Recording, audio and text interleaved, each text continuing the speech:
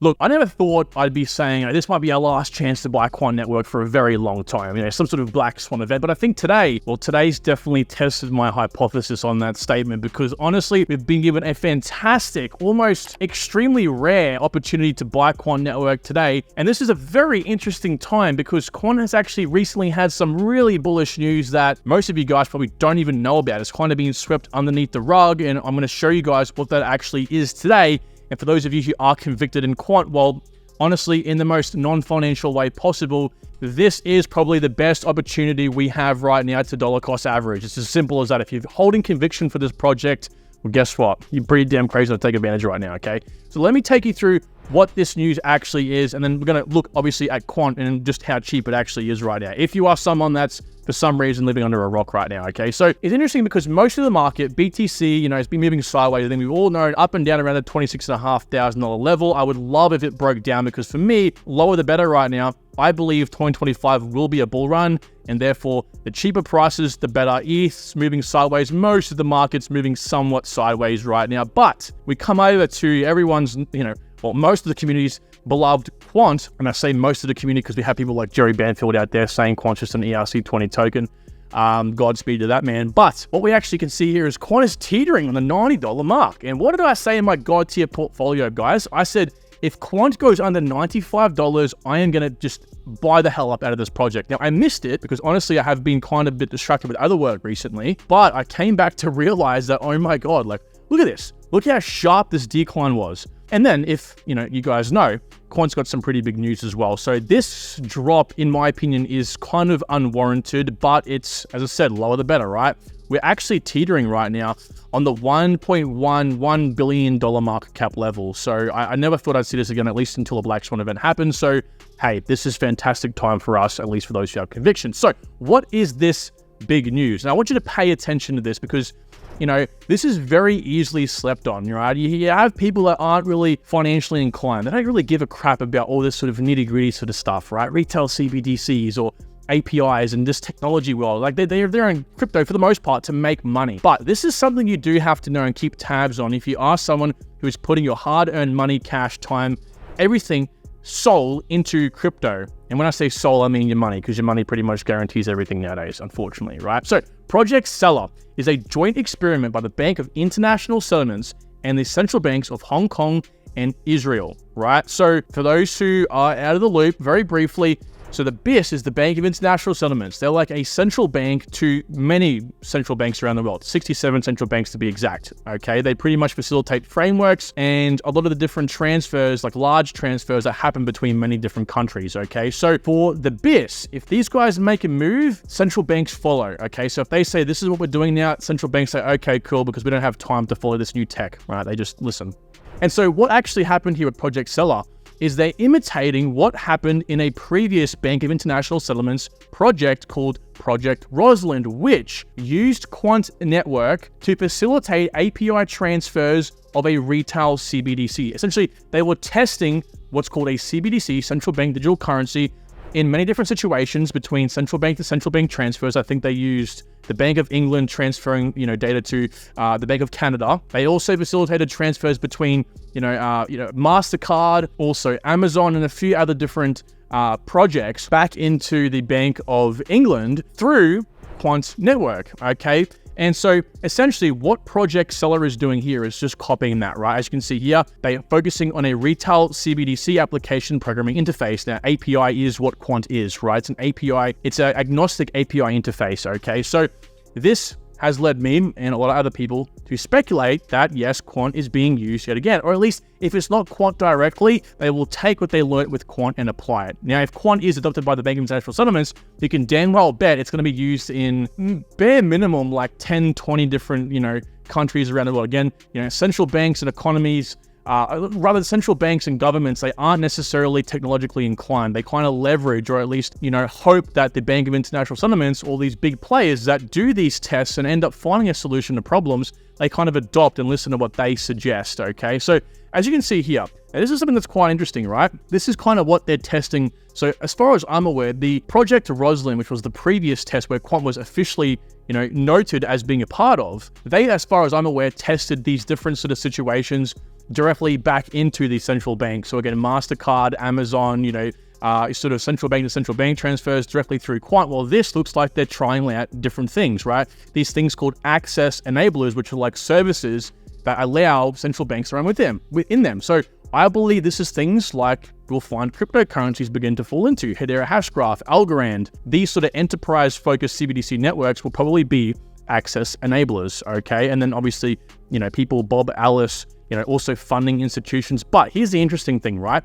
Get this, I really want you guys to pay attention to this. While the DLT and seller's proof of concept is run centrally by the central bank, an operational role of running the ledger could be decentralized by, for example, allowing FIs or AEs to run nodes, which is, again, access enablers or funding institutions, which could be cryptocurrencies. Now, I'm not saying this as a benefit for, being pro-central bank digital currency here.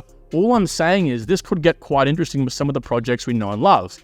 Decentralization may be desirable for operational or security reasons, but the trade-offs would obviously be closely evaluated. Here's the really interesting part. To support the scale and responsiveness of retail payments, the ledger supports over 450,000 transactions per second and sub-second latency on transactions, which means for everyone in the crypto space, our projects always talk about, hey, we offer 1.5 million transactions per second. Hey, we do 10,000 TPS. We do X amount of TPS. Our finality is 1 second, 2 second, 10 second, can sub 1 second. You guys know the drill by now, right? Well, this has given me an interesting framework to kind of base future research on, because they're essentially saying here that the ledger that is going to support transfers or transactions in this make-believe project seller atmosphere, this economy, has to support 450k TPS a second and sub-second latency. So for everyone out there saying, my favorite cryptocurrency has X amount of TPS and they're going to offer CBDC payments, well, guess what? CBDCs will most likely be adopted in 2030. Okay, it's going to be a fact. I believe, I say fact and at least I believe, this kind of contradicting myself here, but from a lot of the research I've done, CBDCs for the most part will be adopted, at least in a lot of the first world countries and probably the third world countries as well in 2030, which means that if these projects can't scale to this in around 2030, because remember, this is just CBDCs here, we have to also factor in other things like, DeFi and enterprise adoption as well, that they're probably lacking, right? A lot of projects do have shards, that's a whole different story. I don't want to go into that sort of aspect of crypto, but this is interesting because I'm thinking to myself now, okay, so we don't just have, APIs being used here, which aka is probably going to be Quant Network in my opinion. Quant is by far the leader in this space. But in my opinion, we also have the chance of other cryptocurrencies being adopted as well, right? I've got a few names I can throw in here off the top of my head. I don't really want to bring them up, but it's just interesting food for thought. And it probably will help you guys base a lot of your research on as well. Again, the TPS, the finality, and also that some of these cryptocurrencies as access enablers, could very well become nodes on a lot of these different sort of central bank run ledgers. All right. So if you guys didn't already follow me, we've dropped this news 4 days ago now, September 13th. I spoke about this on this post. So please, if you aren't following me on Twitter, you must do so. Also, Discord is probably even a better place to find engagement with myself and some of my team members, and also just a very enlightened community. We share a lot of ideas down there. So please, first link down below will be the Discord. Join up. A lot of exciting things happening down there as well. Also, this map over here, I created about 7 days ago.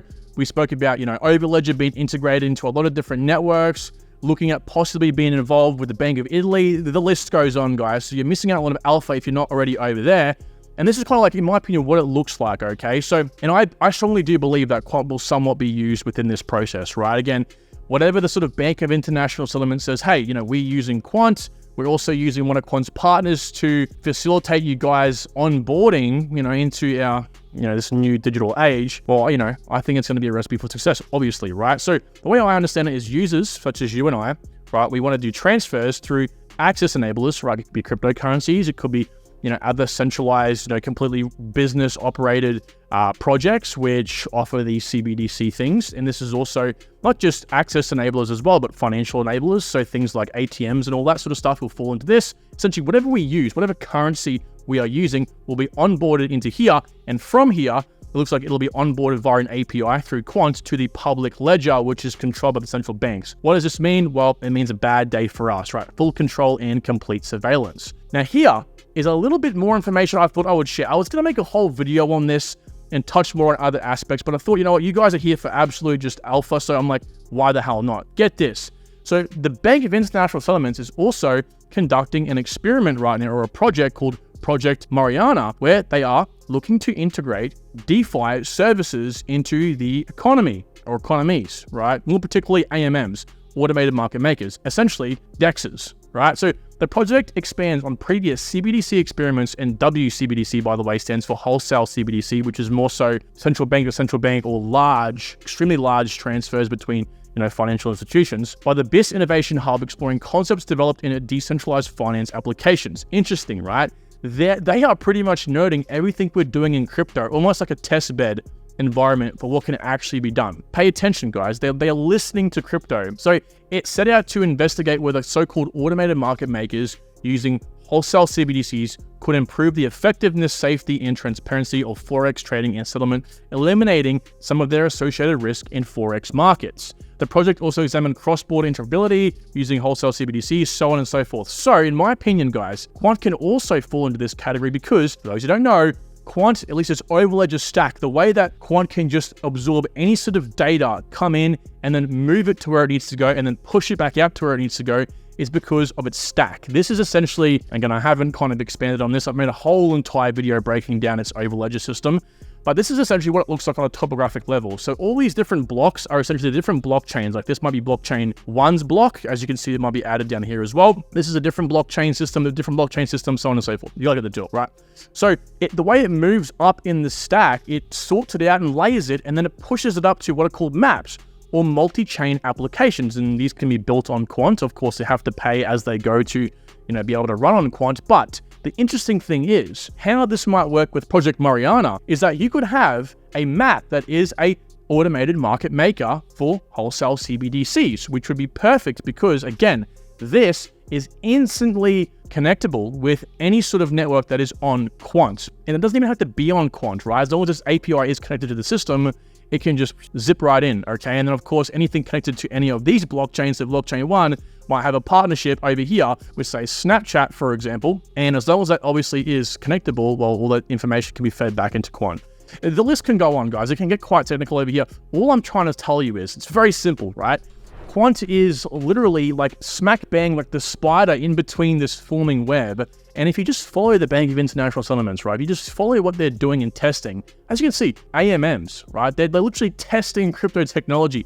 They're talking about decentralization, okay? They are talking about things that we preach over here in this space. They're watching and listening. So mark my words, I think that Quant is going to be leveraged in some capacity, and for it to be at $90 right now, for it to be this cheap, I think it's literally a godsend, right? So for those who have conviction, I'm not telling you to buy Quant. I'm not forcing anyone that doesn't believe in the tech. Again, if you're someone who listens to Jerry Banfield and thinks it's just an ERC20 token, be my guest. If you hold it, dump it, I'll buy it, right? So that being said, guys, thank you so much for watching. I look forward to talking to you all soon. Make sure you're subscribed and follow me down below on Twitter. And of course, join the Discord for more very frequent updates. And I'll talk to you soon. Take care. Bye.